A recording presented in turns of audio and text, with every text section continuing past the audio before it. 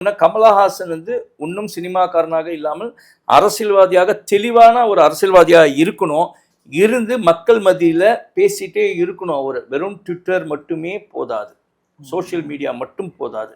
இவர் இன்னும் ஆர்ப்பாட்டங்கள் செய்ய வேண்டும். கமலை திட்டுபவர்களும் இருக்கிறாங்க, விமர்சிப்பவர்களும் இருக்காரு. என்னடா உன்னை திமுகவை திட்டினே நீங்கள் சொன்ன மாதிரி, அதே மாதிரி உங்களை நம்பி நாங்கள்லாம் இருக்கிறோம், நீங்கள் இந்த வாட்டி எலெக்ஷனில் நிற்கலையே அப்படின்னு கேட்குறவங்களும் இருக்காங்க. நான் அரசியலில் சம்பாதிக்கிறதுக்கு வரல, நான் சேவை செய்யறதுக்கு தான் வரேன். அப்போ என்னோட வருமானமும் நான் பார்க்க வேண்டும். அதனால நான் சினிமாவில் நடிச்சுன்னு தான் இருப்பேன். நான் ஃபுல் டைம் பாலிடிக்ஸ் பண்ணேன்னா நான் அரசியலில் நான் திருடி சம்பாதிக்கிறது எனக்கு பிடிக்கல அப்படின்றது அன்றைக்கே சொல்லிட்டு ஒரு ப்ரெஸ் மீட்டில். எனக்கு தெரிஞ்சு கமல் அந்த மாதிரி ஒரு கீழ்த்தனமான பாலிடிக்ஸ் பண்ண மாட்டாருங்க. கமலஹாசன் நீங்கள் எதிர்பார்க்குற மாதிரி தன் சக நண்பர்களை ரொம்ப இழிவுபடுத்துகிற மாதிரி இப்போ பேசக்கூடிய ஆளும் கிடையாது.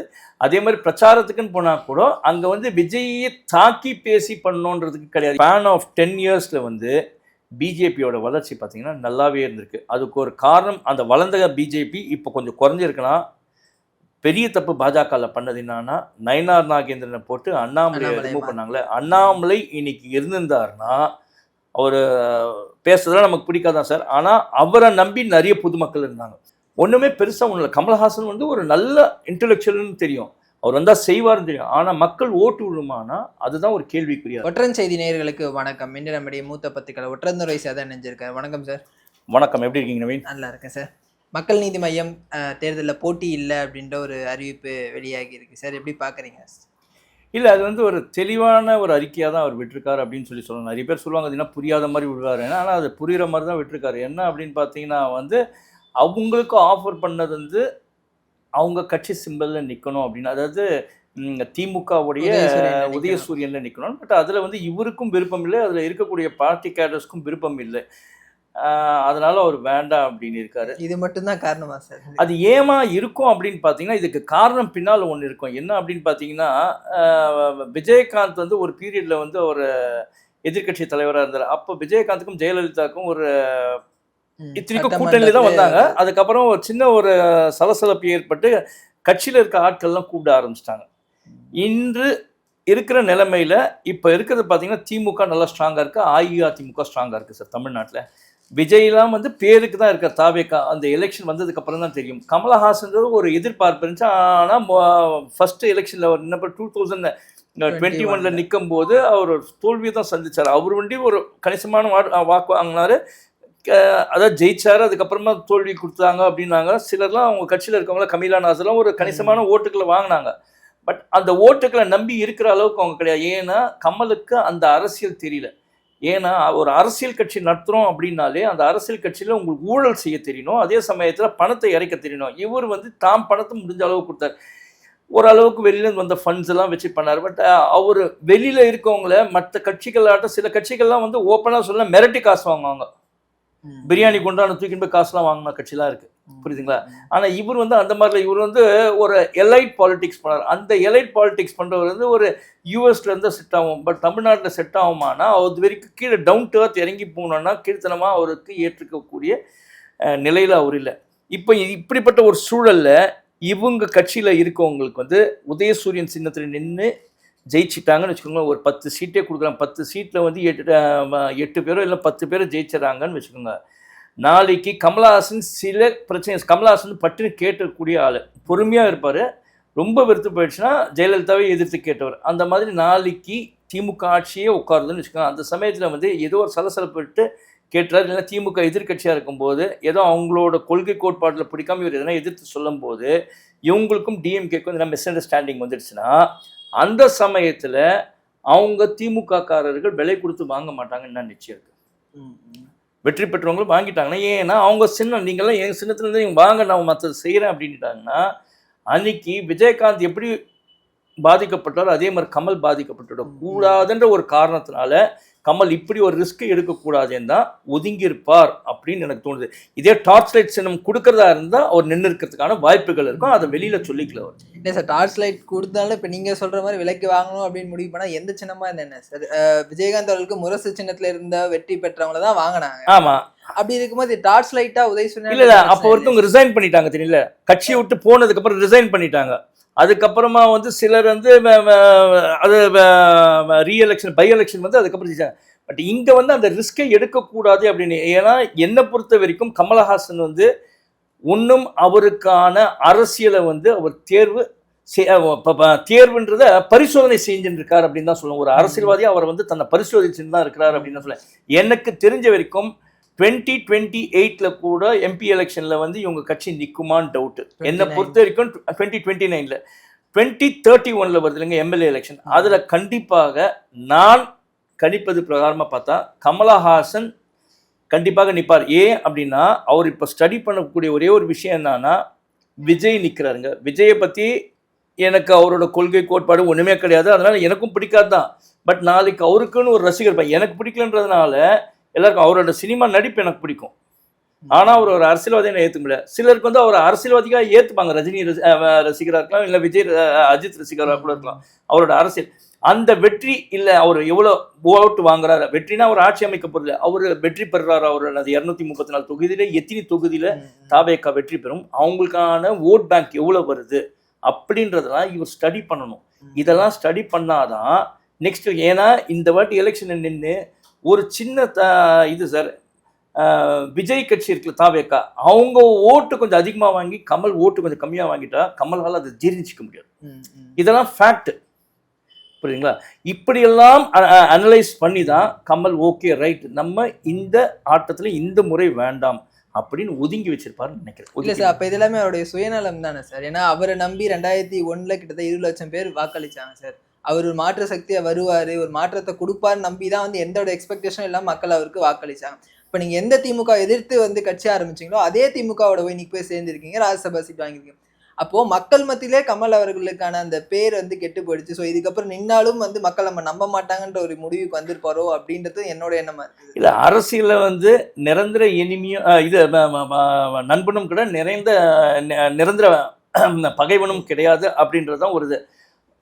எப்பயுமே ஒரு ஃப்ரெண்ட்ஷிப்போ இல்லை வந்து எனிமிட்டியோ வந்து பாலிடிக்ஸில் கிடையாது. அதெல்லாம் சீசனல் தான், எப்போ வேணாலும் வரும் போகும். ஏன்னா இதே பாஜகவை ஜெயலலிதா அவர்கள் திட்டினார்கள், அவ்வளோ மோசமாக திட்டாங்க, விமர்சிச்சாங்க. அதே பாஜகவும் அவங்கள விமர்சிச்சாங்க. ஏன் இப்போ இபிஎஸ் இருக்கும்போது இப்பயும் இருந்துச்சு, இப்போ ஒன்றா சேர்ந்துட்டாங்க. அதனால கமலஹாசன் அன்னைக்கு எதிர்த்தாரு. பட் அவருன்னா அவரோட ஒரே ஒரு இது அந்த இதில் போட்டிருக்காரு, அந்த லெட்டரில் வந்து எனக்கு வந்து மதவாதத்தை கண்டிப்பாக எதிர்க்கிறேன் அப்படின்றாரு. ஓகேங்களா? அவர் வந்து நான் ஹிந்து தான் அப்படின்னு எப்பயுமே சொல்றாரு, ஆனால் நான் மதவாதம் எனக்கு பிடிக்கல அப்படின்னு தான் சொல்றாரு. எனக்கு வந்து நான் ஜாதியை வந்து நான் ஹிந்துவா பிறந்தேன், ஆனால் நான் எனக்கு ஜாதி மதம் அதெல்லாம் நான் பார்க்கறதில்ல அப்படின்னு தான் சொல்லிட்டு இருக்கேன். அதனால அவருக்கு வந்து அதில் அவன் வந்து விருப்பம் இல்லை அப்படின்னு தான் வெளிப்படைய சொல்ல. பட் நான் ஸ்டடி பண்ண விருப்பம் என்ன அப்படின்னு பார்த்தீங்கன்னா, இவருக்கு ஒரு சின்ன ஒரு அச்சம் இருக்கலாம். ஏன்னா விஜயோடைய தாவேக்கா ஓரளவுக்கு ஓட்டு வாங்கிட்டு நம்ம ஓட்டு கம்மியாயிட்டா நமக்கு மக்கள் மத்தியில் பேர் கெட்டு போயிடும், அப்படி இருக்கக்கூடாது அப்படின்றது தான். ஏன்னா இவர் சினிமாலே வந்து பார்த்தீங்கன்னா ரொம்ப யோசிச்சு செய்வார், புரியுதுங்களா? அது படம் வெற்றி படமாக இருந்தாலும் தோல்வி படமாக இருந்தாலும் கமலஹாசனை பேசப்படுவாங்க. கமர்ஷியல் ஹிட் இல்லைன்னா கூட இந்த படத்தில் இவ்வளோ சாதனை செஞ்சிருக்காரு, இந்த மாதிரி குருதி புனல்னு ஒரு படம் வந்துச்சு, அந்த படத்தை எல்லாம் பாராட்டினாங்கன்னா கமர்ஷியலாக ஒன்றும் போல அந்த மாதிரி. ஆனால் அரசியலில் வந்து இன்னைக்கு இருக்காரு. இவரை வந்து இவரை ப்ரூவ் பண்ணோன்னா என்னன்னா, இன்னும் 4.5 இயர்ஸ் இருக்கு எம்பியா இருக்கிறதுக்கு அந்த ராஜ்யசபாவில் என்ன இவர் வந்து மக்கள் நலன் கருதி இவர் பேசுறாரு, அது எந்த அளவுக்கு ஒழிக்கப்படுது, அதனால என்னென்ன செயலாற்றல்கள் வருது, அரசு அதுக்கு செவி சாய்க்கிறதா என்னன்னு பார்த்து அதில் இவரை வந்து தன்னை நிலைநிறுத்திக்கணும் கமலஹாசன்.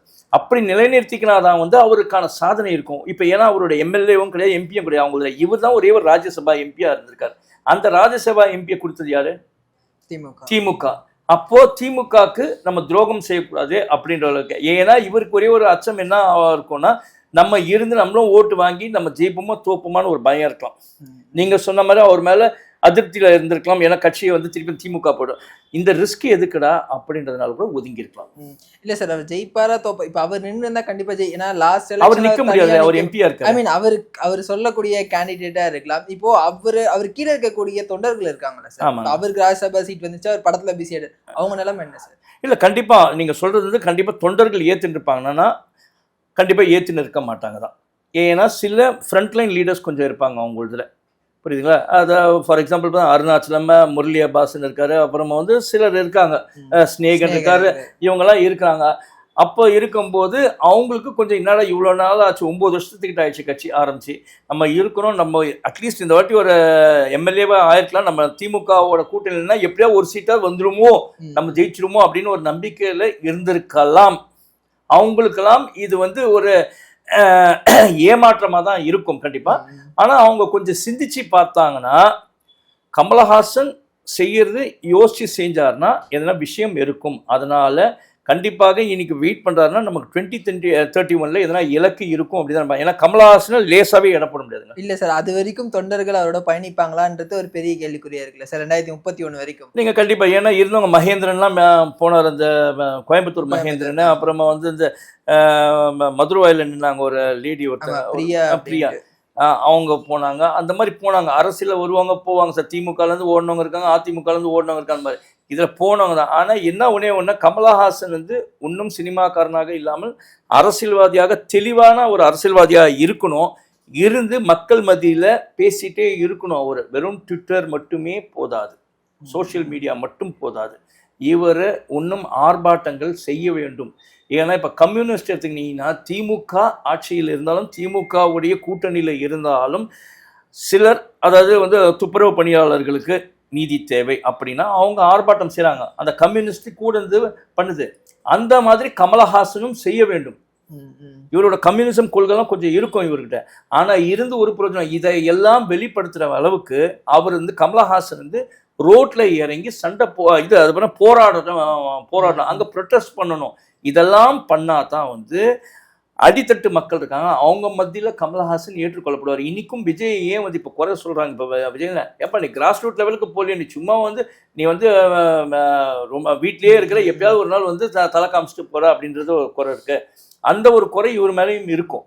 அதெல்லாம் போக்கணும்னா நீங்கள் கீழே இறங்கி போராடணும். போராடினால்தான் உங்களுக்கு ரெக்கக்னிஷன் கிடைக்கும், அங்கீகாரம் இருக்கும். இல்லை சார், ஒருவேளை அவர் படங்கள்ல இப்போ பிஸியாக தொடர்ந்து நடிச்சிட்டு இருக்க, ஒருவேளை அந்த பக்கமே போயிடலாம் அப்படின்ற எண்ணம் கூட அவருக்கு இருக்குமோ சார்? கட்சியெல்லாம் நமக்கு செட் ஆகாது அப்படின்னு கூட நினச்சிருக்கலாமா? இல்லை, இருக்கலாம் அந்த மாதிரி. பட் அந்த மாதிரி ஒரு நிலைமைக்கு போவாரான்னு ஒரு டவுட்டு. போவார்னா ஒட்டுமொத்தத்தை போயிடுவார். இந்த மாதிரி எம்பி எலெக்ஷன் இது சரி, எம்பியாலாம் இருந்துட்டு ஒதுங்கிறதுலாம் நல்லா இருக்காது, ரொம்ப கேவலமாக பேசுவாங்க. ஏன்னா இப்பயே வந்து அவர் வந்து பேசுகிறாங்க, நம்ம சும்மா இல்லைன்னுலாம் சொல்ல முடியாதுன்னா. கமலை திட்டுபவர்களும் இருக்கிறாங்க, விமர்சிப்பவர்களும் இருக்காரு. என்னடா உன்னை திமுகவை திட்டினே நீங்கள் சொன்ன மாதிரி, அதே மாதிரி உங்களை நம்பி நாங்கள்லாம் இருக்கிறோம், நீங்கள் வந்து இந்த வாட்டி எலெக்ஷனில் நிற்கலையே அப்படின்னு கேட்குறவங்களாம் இருக்கலாம். அந்த ஒரு இதில் என்னன்னா உடனே வந்து அவர் ஒதுங்கிட மாட்டார் அப்படின்னு தான் எனக்கு தோணுது. பட் இவர் கொஞ்சம் மாற்றிக்கொள்ளணும். ஒரு அரசியல்வாதியை இன்னும் சினிமாக்காரனாக இல்லாமல் அரசியல்வாதியாக மாற்றிக்கணும். ஏன்னா சொல்லும் போது என்ன சொல்கிறாங்கன்னா, ஓப்பனாக இருக்கிறது சொல்ல, இவர் ரெட் ஜெயிண்ட்டுக்கோசம் வேலைக்கு போயிட்டாரு, அவங்க படம் பண்ணிட்டு இல்லை. இனி கூட விமர்சனம்லாம் அந்த மாதிரி தான், அந்த கமெண்ட்ஸ்லாம் பார்த்தா அந்த மாதிரிலாம் போனா. பட் அவர் போனாரு அப்படின்னா ஒரு விஷயத்தில் வியாபார ரீதியாக போயிருக்காரு அப்படின்னு சொல்லலாம். இன்னொரு ஒரு விஷயத்தில் பார்த்தீங்கன்னா அவர் வந்து கொஞ்சம் அச்சம் இருந்திருக்கும். நம்ம வந்து அரசியலில் இன்னும் நம்ம வந்து கற்றுக்கொள்ள வேண்டியது நிறைய இருக்குது. தனிமையில் நிற்கணும், தனியாக ஒரு கட்சியாக நிற்கணும் அப்படின்னா நம்ம இறங்கி. ஏன்னா விஜயகாந்த் வந்து இறங்கி சண்டை போடுவார், இறங்கி போராடுவார். அந்த மாதிரி கமலஹாசனால முடியாது. ஏன்னா he's a white collar person. Vijayakanth வேறு மாதிரி, இவர் வேறு மாதிரி. ஏன்னா இன்னைக்கு நிலைமைக்கு பார்த்தீங்கன்னா வந்து எடப்பாடியார் எப்படி கீழே இறங்கி விவசாயிகளோட செய்கிறாரோ அதே மாதிரி ஸ்டாலினால் செய்ய முடியாது. புரியுதா? இறங்கி போவார் எடப்பாடி பழனிசாமி. அந்த மாதிரி போகிற ஸ்டைல்னா இல்லை. ஆனால் திமுகன்ற ஒரு பேனருக்கும் அவங்க ஏதோ செஞ்சதுக்கான ஓட்டு இருக்குது அப்படின்றதுனால அவங்க தைரியமாக இருக்காங்க.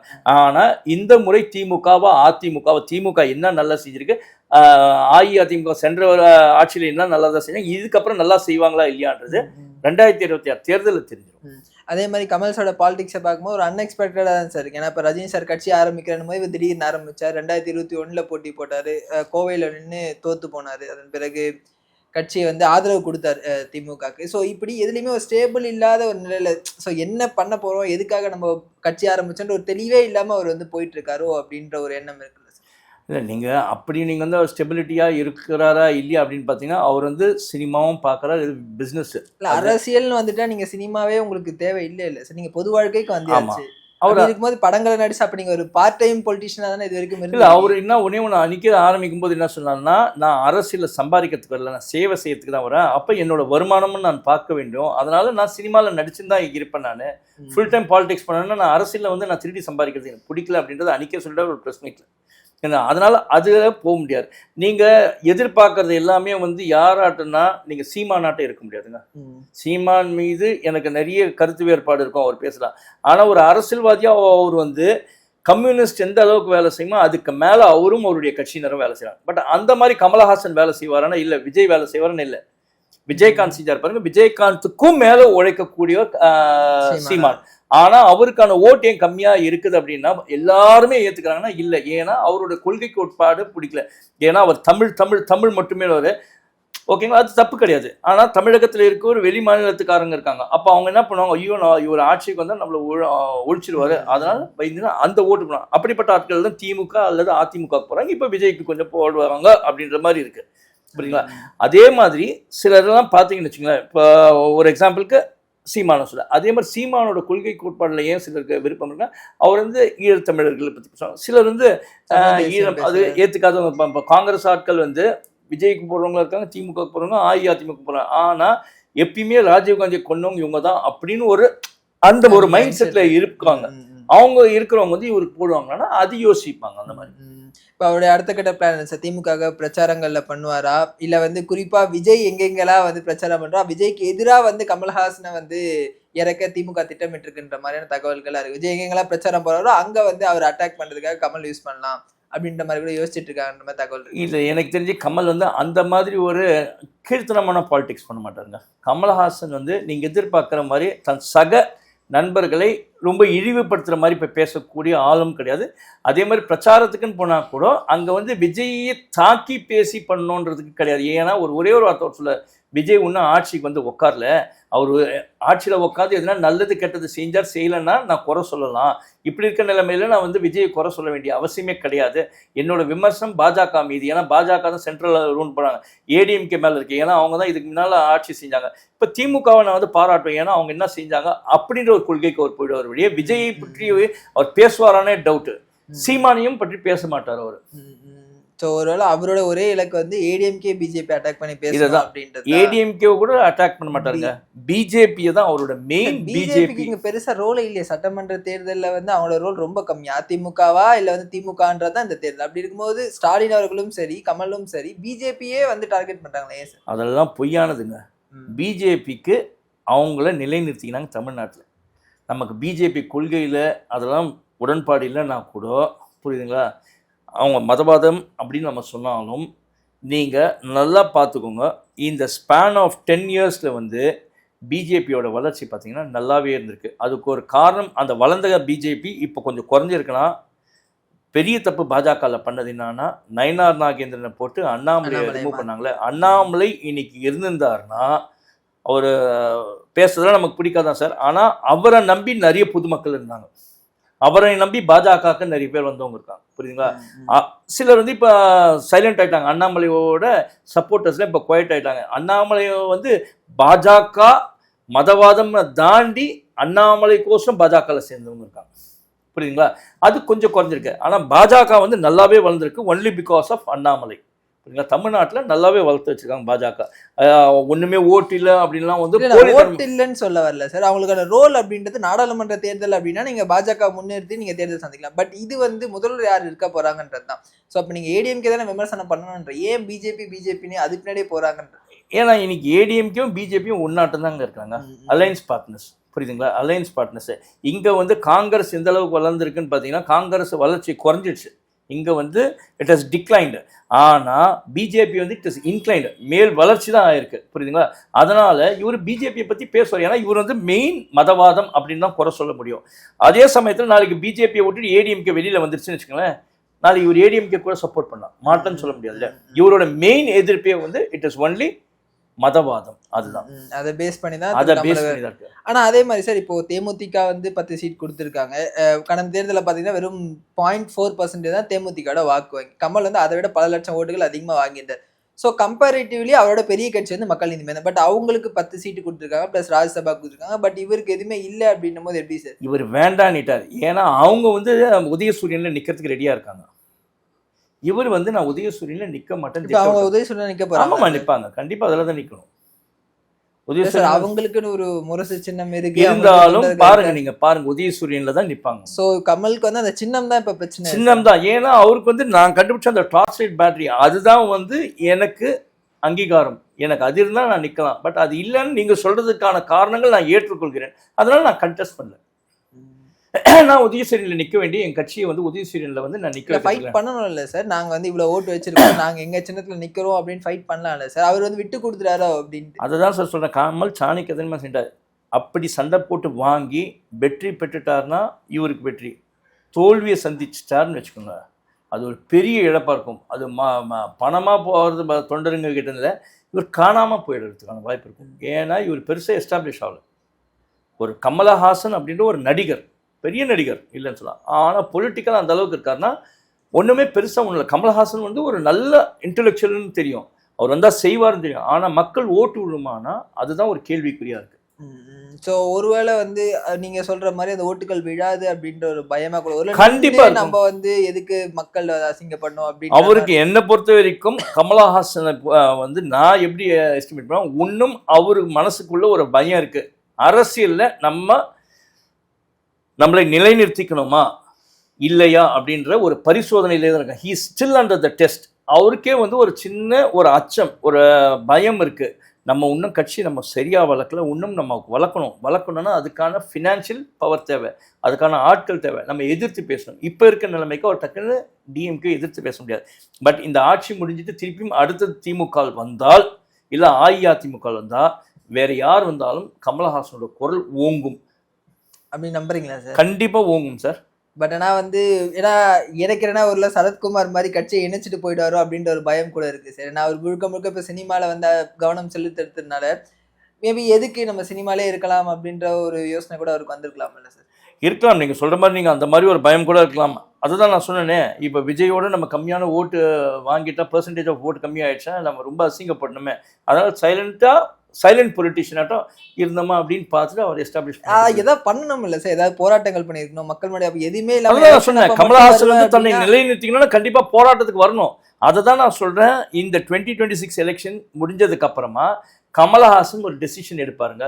ஃபுல் டைம் பாலிடிக்ஸ் பண்ணுமா கூடாதுன்னு. அன்னைக்கு திமுக ஆட்சியில் வந்தாலும் அஇஅதிமுக ஆட்சியில் வந்தாலும் கமலஹாசன் வந்து இறங்கி போராடினார்னா 2031 கண்டெஸ்ட் பண்ணி அதை கண்டெஸ்ட் பண்ணுவார். வெற்றியோ தோல்வியோ கண்டெஸ்ட் பண்ணுவார். இல்லைன்னா நீங்கள் சொன்ன மாதிரி ஒதுங்கி அவர் பாட்டு சைலண்டாக போயிடுவார்.